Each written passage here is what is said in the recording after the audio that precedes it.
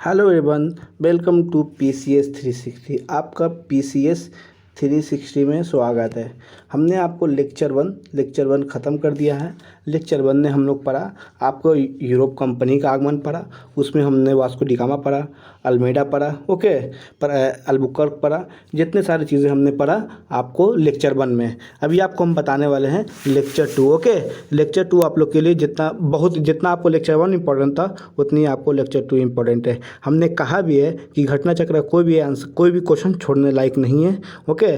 तो भी ये जो चैप्टर है आपको, चैप्टर टू है ना, चैप्टर टू जो आपको है मॉडर्न हिस्ट्री घटना चक्र का, जिसका नाम है East India Company and nawabs of Bengal. इसका हम लोग ऑब्जेक्टिव्स क्या करेंगे, हम लोग डिस्कशन करेंगे बहुत ही अच्छे तरीके से। बस आप लोगों को फॉलो करना है, टेंशन नहीं लेना है। हम PCS 360 जो हमने चैनल का जो नाम रखा है उसी अंदाज से आपको बताने की कोशिश करेंगे। चलिए लेट्स गो। अभी हम लोग आते हैं ऑब्जेक्टिव की तरफ। देखिए आपको ऑब्जेक्टिव स्टार्ट हो गया है। ऑब्जेक्टिव देखिए पहला हो गया, which one of the following was the last governor of Bengal appointed by the Mughal empire. Bengal का लास्ट गवर्नर कौन था जो मुगल के द्वारा अपॉइंट किया गया था? आपको कौन था? आपको था मुर्शिद कुली खान। कौन था? मुर्शिद कुली खान था। आपको समझ गए? चलिए अभी हम लोग इसका एक्सप्लेनेशन देख लेते हैं। इसका एक्सप्लेनेशन है बहुत ही बेटर एक्सप्लेनेशन, आप लोग इसको देखें, क्योंकि एक्सप्लेनेशन जो माइंड में रहेगा तो एक एक्सप्लेनेशन से 3-4 क्वेश्चन तैयार हो जाता है। आपको बता रहे हैं, फारूक सियार the Mughal empire promoted Murshid Quli Khan to governor of Bengal since 1717। क्या कर दिया फारूक सियार को? देखिए फारूक सियार Mughal empire promoted Murshid Quli Khan governor of Bengal. आपको मुर्शिद कुली खान को बंगाल का गवर्नर बना दिया। कब बना दिया? 1717 बना दिया। सुजाउद्दीन सन लॉ ऑफ मुर्शिद कुली खान। आपको जो मुर्शिद कुली खान था, आपको सुजाउद्दीन का कौन था? आपको दामाद था। Become the governor of Bengal after the death of Murshid Quli Khan. आपको मुर्शिद कुली खान के बाद उसको बंगाल का गवर्नर बना दिया जाता है। Who was duly ratified by the Mughal empire Mohammad Sarangila, okay. His father in law was the last governor of Bengal appointed by the Mughal empire, okay.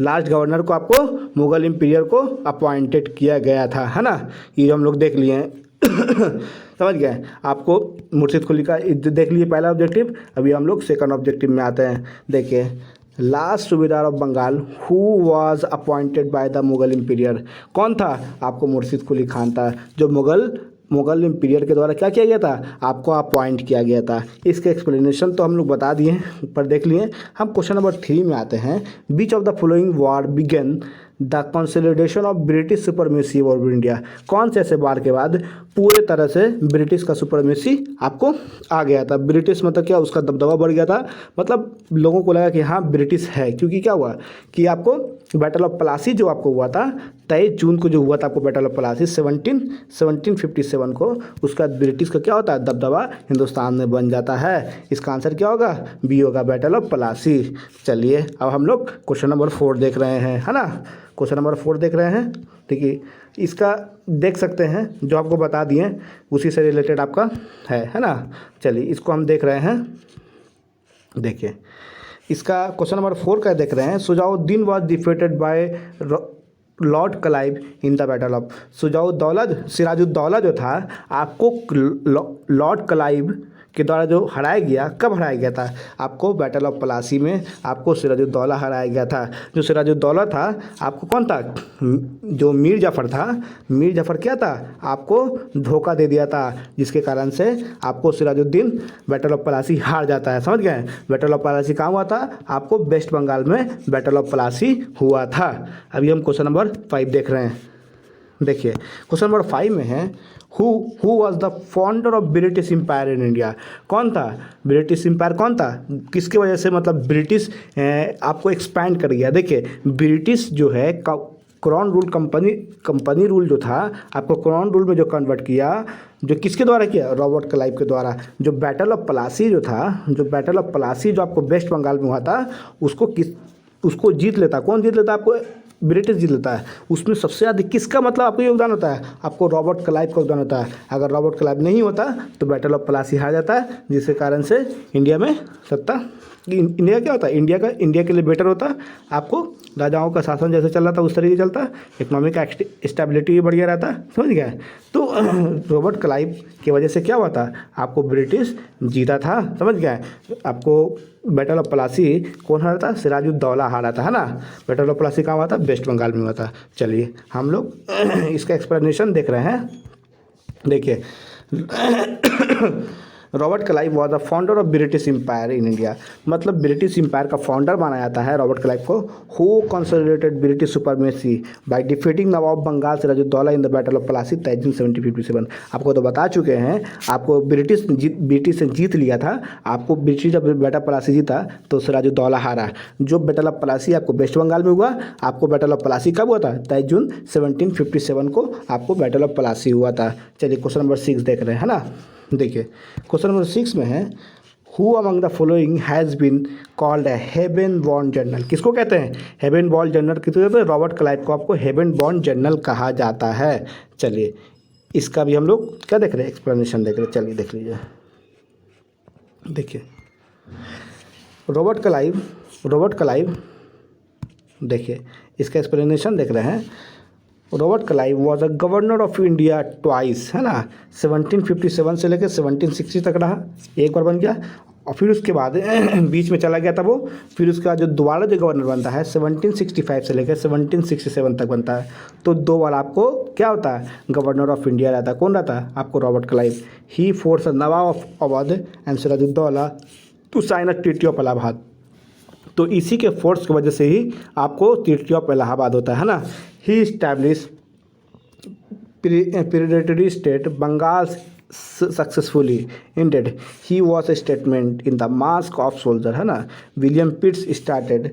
He was a heaven born general. इसको क्या बोलते हैं? हेवन बॉर्न जनरल बोलते हैं। देखिए इलाहाबाद की जो treaty होती है आपको बैटल ऑफ बक्सर के बाद होती है। कब होती है? बैटल ऑफ बक्सर के बाद इलाहाबाद की ट्रीटी होती है। चलिए नेक्स्ट क्वेश्चन में हम लोग आते हैं ना। नेक्स्ट क्वेश्चन में हमारे हैं, देखिए नेक्स्ट क्वेश्चन देखते हैं। देखिए who founded the Asiatic society of Bengal, है ना, बंगाल इन कोलकाता इन 1784। कौन किया था? आपको विलियम जोन्स ने किया था। आपको एशियाटिक सोसाइटी ऑफ बंगाल का फाउंडेशन किसने किया था? आपको विलियम जोन्स ने किया था, समझ गए। चलिए आपको हम नेक्स्ट क्वेश्चन देख रहे हैं, है ना। अब क्वेश्चन नंबर 8 में हम लोग आते हैं, ओके। देखिए क्वेश्चन नंबर 8 में देख लेते हैं हम लोग, है ना। देखिए the battle field of Plassey situated in, कहाँ हुआ था? आपको तो बता दिया, आपको कहाँ होता है? वेस्ट बंगाल में हुआ था। तो इसे सब पूछा जाता है। देखिए आपको जो हमने एक्सप्लेन किया उससे तो जो आपको बताएं, तो देखिए वो अगर जानता, अगर ये क्वेश्चन ना भी देखता तो एग्जाम में बना देता, समझ गए। बैटल ऑफ प्लासी कहाँ हुआ था? आपको वेस्ट बंगाल में हुआ था, समझ गए। चलिए नेक्स्ट क्वेश्चन देख रहे हैं। अभी इसको देखिए, इसको एक्सप्लेन कर देते हैं ना। देखिए प्लासी, मॉडर्न नेम प्लासी क्या होता है? प्लासी को मॉडर्न नेम प्लासी बोलते हैं। Battlefield is located on the banks of Bhagirathi rivers in the Nadia district of west Bengal, समझ गए। Nadia district of west Bengal की तरफ हुआ था। देखिए 23 जून 1757 को हुआ था। Troops of British East India company led bye Robert Clive. जो ब्रिटिश ईस्ट इंडिया कंपनी के जो थे, जो मतलब जो लड़ रहे थे, उनको जो लीड कौन कर रहा था? आपको रॉबर्ट क्लाइव लीड कर रहा था। किसको हराया? आपको सिराजुद्दौला को हरा दिया, है ना।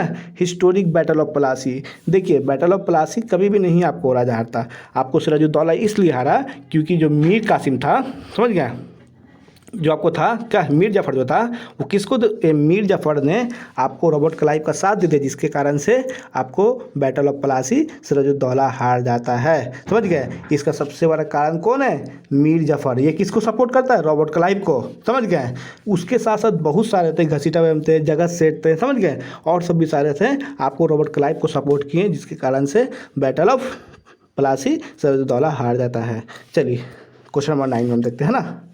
क्वेश्चन नंबर 9 में देखते हैं। देखिए battle of Plassey was fought in the air, कब हुआ था? देखिए फिर बहुत इजी क्वेश्चन है। 1757 को हुआ था। 1757 कब हुआ था? 1757 को हुआ था, समझ गए, नो प्रॉब्लम। चलिए हम आगे बढ़ते हैं। अब इसमें जो देख रहे हैं क्वेश्चन नंबर 10 में, which of the following shifted is capital from Murshidabad to Munger. Murshidabad से मुंगेर में कैपिटल किसने शिफ्ट किया था? आपको मीर कासिम ने किया था। अगर पूछ ले मुर्शिदाबाद से कैपिटल को मुंगेर में शिफ्ट करने वाले कौन थे, समझ गए, तो आपको क्या बोलना है? मीर कासिम। ओके, चलिए इसका एक्सप्लेनेशन बता चुके हैं, देखने की कोई ज़रूरत नहीं है। देखिए, अब देखिए, the most decisive battle that led to the establishment of supremacy of British in India was, तो पूरे तरीके से जो आपको आ जाता है डिसिसिव बैटल होता है।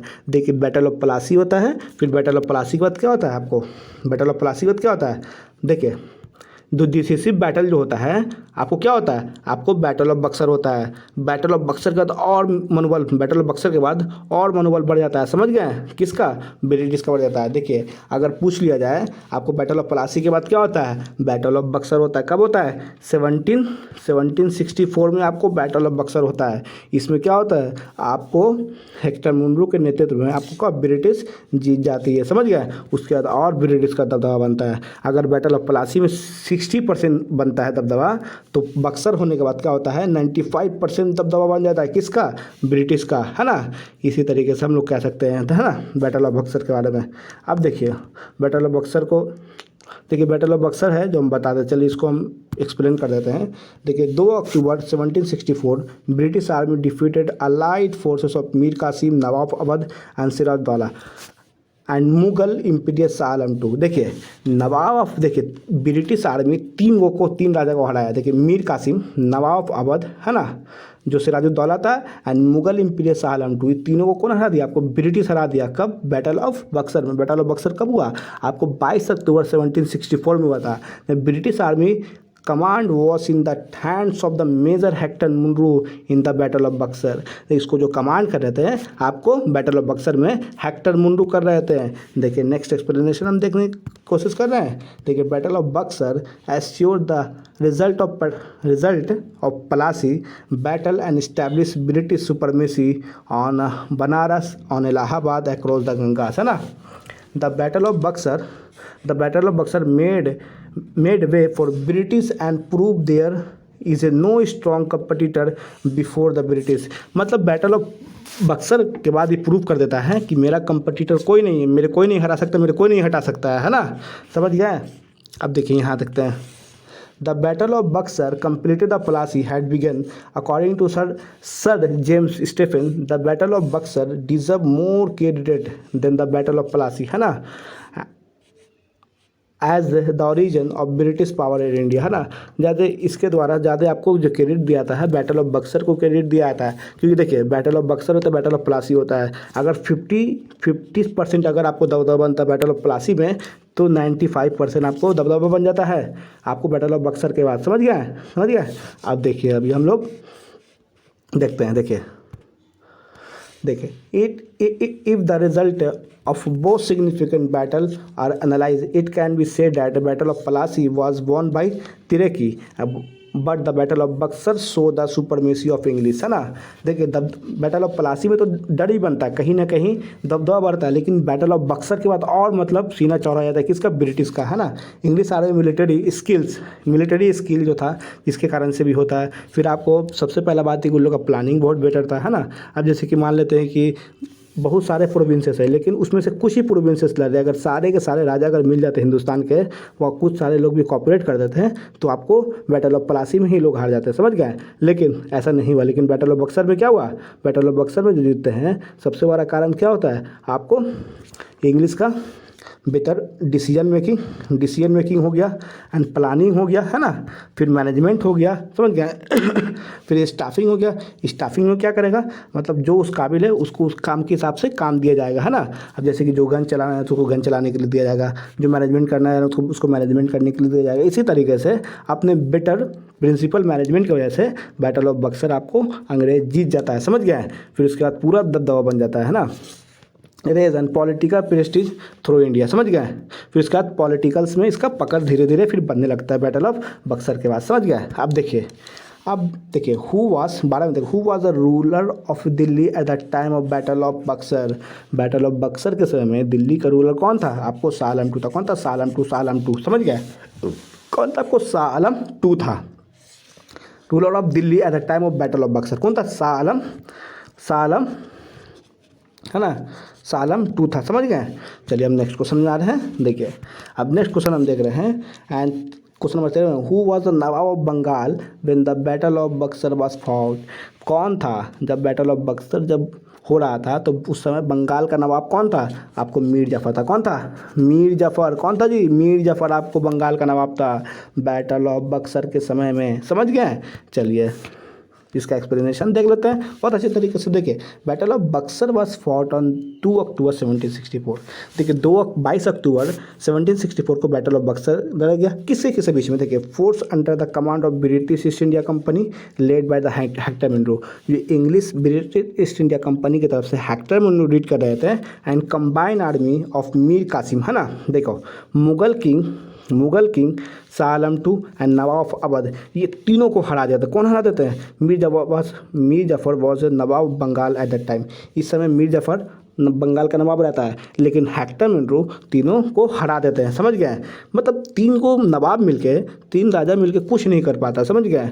कौन? अकेले हेक्टर मुनरो हरा देता है। समझ गए? इसमें क्या होता है? आपको बेटर तरीके से प्लानिंग मैनेजमेंट की वजह से ही जीत जाता है। समझ गए? अब आपको नेक्स्ट में आते हैं। देखिए क्वेश्चन नंबर 14 में हमारे हैं। क्वेश्चन नंबर 14 बहुत बढ़िया है।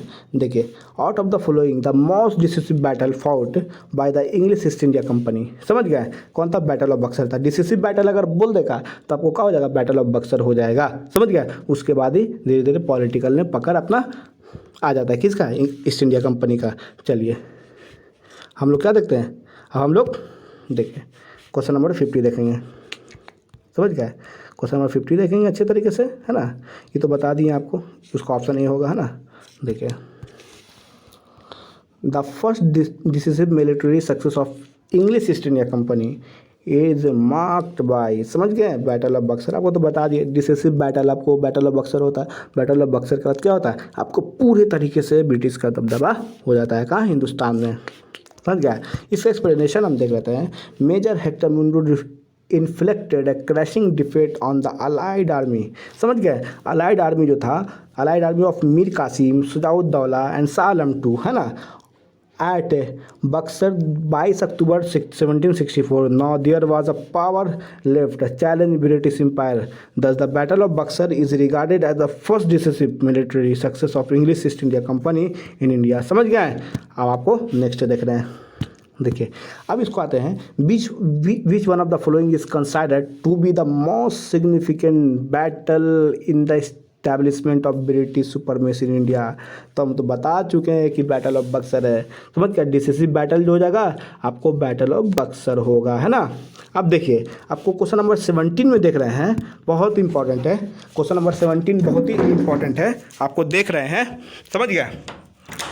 With reference to the Hindu naib wazirs of Awadh, okay, सुल्तान, which of the following statements are correct. Okay, तो देख रहे हैं इसमें क्या होगा? इसका आंसर आपको सी हो जाएगा। देखिए राजा तिलक राय was Arthur mantri of nawab of असफुद्दौला, है ना, असफुद्दौला। अब क्वेश्चन नंबर 2 में देख रहे हैं। अब सेकंड में usually there were certain Hindu caste who were place at the high position in the state of nawab Awadh, है ना। इसका आंसर आपको सी होगा। देखिए अभी देख रहे हैं आपको हम, इसका एक्सप्लेनेशन देख लेते हैं। Raja Tikait Rai was arth mantri of nawab Asafuddaula of Awadh, है ना। Usually certain Hindu caste were place in the high position in the state of nawab of Awadh, है ना। क्या थे? आपको हिंदू कास्ट जो थे हाई पोजीशन थे, है ना, नवाब अवध के टाइम में। देखिए नेक्स्ट में आते हैं। क्वेश्चन नंबर 18 में देख लेते हैं हम लोग, है ना। Which one of the following rulers had granted diwani to the East India company, है ना। किसको देता? आपको शाह आलम टू को देता। समझ गए? शाह आलम टू को। फिर अभी आपको देखते हैं, इसका एक्सप्लेनेशन देख लेते हैं, ना। एक्सप्लेनेशन इसका तो बहुत लंबा है। देखिए जो बताए थे आपको, देखिए जो आपको एक्सप्लेन करते आ रहे हैं उसी तरीके से, लेकिन इसका एक्सप्लेनेशन देख लेते हैं ना। As per the second treaty of Allahabad and 1765, आपको इलाहाबाद ट्रीटी कब होती है? बैटल ऑफ बक्सर के बाद होती है। The Mughal emperor Shah Alam two was taken under the company's protection was decided Allahabad, है। He was assign Allahabad and Kara ceded by the nawab of Awadh, है ना। देखिए, imperial issue order and 12 August 1765 granting company diwani of Bengal. क्या किया आपको, इम्पीरियल जो था आपको बंगाल को, मतलब बंगाल का दीवानी दे दिया। किसको दिया, कंपनी को दे दिया, बंगाल बिहार उड़ीसा का। Return of company to make a annual payment of 26 lakh. क्या करेगा फिर आपको उसके बदला 26 लाख एनुअल पेमेंट करेगा। And provided 53 lakh for the expense of nizamat, है ना। During this time Robert Clive was a governor of East India company in Bengal. इस समय आपको रॉबर्ट क्लाइव बंगाल का क्या था, आपको गवर्नर था, गवर्नर ऑफ बंगाल था ईस्ट इंडिया कंपनी का, समझ गए। इस समय में तो आपको इलाहाबाद की जो ट्रीटी हो रही थी। देखिए देखिए अब यहाँ आते हम, the imperial orders legalize the political authority of Bengals. कब political authority of company in Bengals and British rules expanded all over India including Delhi, है ना। Successor of Salam two and Salam two and Akbar two and Badshah second and become and pensioner of East India company. देखिए ये लोग जो राजा थे, राजा को इतना कमज़ोर कर दिया, इतना राजा का फाइनेंशियल ख़राब कर दिया, अब इसको पेंशनर बना दिया, मतलब उसके टुकड़ों पे पलने वाला बना दिया। एक समय आया था कि राजा से परमिशन लेता था ब्रिटिश, लेकिन फिर एक समय ऐसा आया कि राजा को ब्रिटिश से परमिशन लेना पड़ रहा है। उसके बाद क्या हो रहा है कि राजा के पैसे, राजा का जो घर चलेगा, राजा का जो पॉकेट चलेगा, आपको ब्रिटिश के पेंशन से चलेगा, ब्रिटिश पैसे देगा तभी चलेगा, समझ गए। उन लोग को पेंशनर बना देता है। किसको बना देता है, आपको Shah Alam two, Akbar two and Bahadur Shah two, है ना। इस become pension of East India company, East India company का ये लोग पेंशनर बन जाता है ना, वो लोग पेंशन खाता है। देखिए अब आपको देखते हैं क्वेश्चन नंबर 9 में, who granted the diwani of Bengal to the East India company in 1765। क्या होता है, मुगल इम्पीरियर। क्या होता है, मुगल इम्पीरियर होता है आपको ना, मुगल इम्पीरियर आपको होता है। अब देखिए क्वेश्चन नंबर 20 में हम देख रहे हैं, okay, in which governor tenure diwani rights of Bengal Bihar Orissa was granted to the East India company. East India company को शाह आलम टू के द्वारा बिहार बंगाल उड़ीसा का दीवानी राइट दिया गया था रॉबर्ट क्लाइव के टाइम में। किसके टाइम में, रॉबर्ट क्लाइव के टेन्योर में दिया गया था। अब देखिए नेक्स्ट क्वेश्चन देख रहे हैं हम। देखिए नेक्स्ट क्वेश्चन हो जाएगा, क्वेश्चन बनेगा इसमें, Shah Alam two gave a diwani of Bengal Bihar and Orissa East India company on. कब दिया गया था आपको, 12 अगस्त 1765 को दिया गया था, है ना। देखिए नेक्स्ट क्वेश्चन में हम आते हैं, क्वेश्चन नंबर 22 में आते हैं। ऑल क्वेश्चन इंपॉर्टेंट, समझ गए, जितने सब इंपॉर्टेंट है, डायरेक्ट देखा जा सकता है एग्जाम में। देखिए, in which of the following year was the authority of the British establish over the port of Prayagraj, है ना, यूपी। तो क्या होगा आपको 1797 हो जाएगा। इसी तरीके से आप लोग देख सकते हैं, इसके एक्सप्लेनेशन को हम देख लेंगे। The Allahabad port was built by Akbar. Allahabad जो फोर्ट था, फोर्ट किसके द्वारा बनाया गया था, आपको अकबर के द्वारा बनाया गया था। बिटवीन 1583 से लेकर 84 के बीच में बनाया गया था। 1583 से लेकर 1584 के बीच में बनाया गया था as a party of treaty of Allahabad in 1765, है ना। देखिए after the battle of Buxar then fort was garrisoned by the British East India Company troops, है ना। Eventually it was ceded by Saadat Khan in 1797 to the company. ये क्या होता है, मतलब ब्रिटिश के जो सेना लोग, ब्रिटिश के जो होते हैं, जो आपको पुलिस मैन होते हैं, जो ब्रिटिश के सेना होते हैं, उनको ये पोर्ट दे दिया जाता है ना। देख सकते हैं आपको। चलिए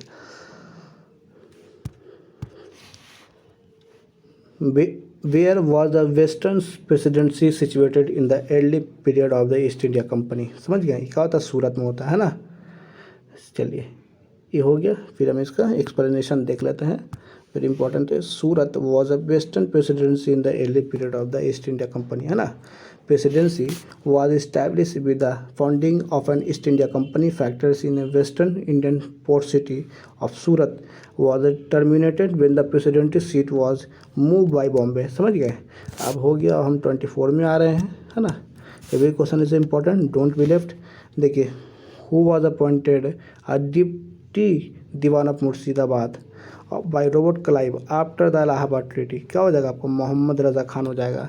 अभी नेक्स्ट में हम आ रहे हैं, है ना।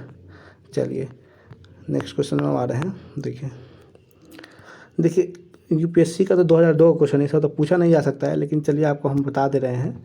देखिए विच of the followings mountain tribes did the British first came into contact after the grant of Deewani in the year 1765। किससे आता है? खासी ट्राइब से आता है। ट्राइब्स का मतलब क्या होता है? जो आपको जंगल वगैरह में रहते हैं ना, ट्राइब्स होते हैं ना, तो इसको क्या बोलते हैं हम लोग? एसटी बोलते हैं ना, शेड्यूल्ड ट्राइब्स बोलते हैं।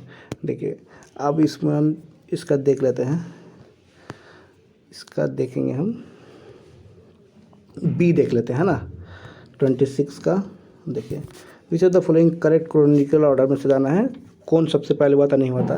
देखिए battle of Amber, battle of Plassey, battle of Wandiwash and battle of Buxar, है ना। सबसे लास्ट में क्या होता है आपको? बैटल ऑफ बक्सर होता है। इसका हम लोग टाइम पीरियड देख लेते हैं ना। देखिए बैटल ऑफ प्लासी कब होता है कब नहीं होता, देख सकते हैं। बैटल ऑफ बक्सर तब अंबर तो देख लीजिए कब होगा? 1749 में आपको बैटल ऑफ बक्सर होगा। फिर देख सकते हैं आपको बैटल ऑफ प्लासी तो आपको हम बता दिए है ना, बैटल ऑफ प्लासी तो आपको बता चुके अच्छे तरीके से। फिर आपको हम देख लीजिए बैटल ऑफ वांडीवास देख सकते हैं ना। देखिए बैटल ऑफ वांडीवास इंपॉर्टेंट बताए जाते हैं 1760 में था। It accord between the French and British, है ना। ब्रिटिश वर डिफीटेड, है ना। देखिए फ्रेंच और ब्रिटिश के बीच में होता है, फिर इसमें फ्रेंच हार जाता है। कौन हारता है? फ्रेंच हार जाता है ना। आंसर आयर कूट है। देखिए जो आपको ब्रिटिश की तरफ से जो लीड कर रहे थे सर आयर कूट, और आपको जो फ्रेंच की तरफ से लीड कर रहे थे कॉन्ट एदिलेली कर रहे थे, समझ गए। अब देखिए अब बैटल ऑफ बक्सर देख रहे हैं, अक्टूबर 1764 को fought between allied of Mir Qasim, है ना। क्या बता है? देखिए बैटल ऑफ बक्सर तो आपको हम बता चुके हैं, है ना। मीर कासिम, सुजाउद्दौला, अंसार आलम टू के ये तीन एक तरफ थे, आपको हेक्टर मुनरो एक तरफ था। तो जीत किसकी हुई थी? आपको हेक्टर मुनरो मतलब ब्रिटिश की जीत हुई थी। बैटल ऑफ बक्सर तो आपको अच्छे तरीके से बता चुके हैं। फिर हम लोग आते हैं नेक्स्ट क्वेश्चन, यहाँ देख लेते हैं ना। देखिए क्वेश्चन नंबर 27 देख रहे हैं, वेरी इंपॉर्टेंट क्वेश्चन है। And name of the French commander who defeated in the battle of Wandiwash. तो फ्रेंच का कमांडर कौन था? कॉन्टिलेली था। तो वो तो बता भी किए हैं, जो फ्रेंच की तरफ से जो लीड करा था कॉन्टिलेली था, जो ब्रिटिश की तरफ से लीड करा था वो सर एयरकूट था। चलिए नेक्स्ट क्वेश्चन आपको हम बता रहे हैं। देखिए नेक्स्ट क्वेश्चन जो आपको हो जाएगा, इन the battle of Wandiwash in 1760। Battle of Wandiwash जो हुआ था आपको फ्रेंच और ब्रिटिश और फ्रेंच के बीच में हुआ था। अगर पूछ ले बैटल ऑफ वांडीवास किसके बीच में हुआ था? ब्रिटिश और फ्रेंच के बीच में हुआ था। चलिए नेक्स्ट क्वेश्चन हम आ रहे हैं क्वेश्चन नंबर 29 में। देखिए the famous battle of Wandiwash in 1760 was fought by the British against हुम। समझ गए कौन हुआ था? आपको फ्रेंच है। मतलब बैटल ऑफ वांडीवास अगर फ्रेंच और ब्रिटिश में किसके बीच में हुआ? फ्रेंच और ब्रिटिश में हुआ। जीत कौन गया? आपको ब्रिटिश गया, ब्रिटिश जीत गया, समझ गया। अब चलिए इस 66वीं में क्वेश्चन पूछा गया था। अब देखिए क्वेश्चन नंबर 30 को देखते हैं। Which one of the following pairs is correctly match. ये कौन सा पेयर्स करेक्टली मैच है? आपको बी वाला क्या है correctly match? Battle of Wandiwash, है ना। किसके बीच में आपको बता? French and east India company. तो बता चुके हैं आपको बैटल ऑफ वांडीवास किस में हुआ था? फ्रेंच और ब्रिटिश के बीच में हुआ था, है ना। ईस्ट इंडिया कंपनी ब्रिटिश ही का है ना जी। चलिए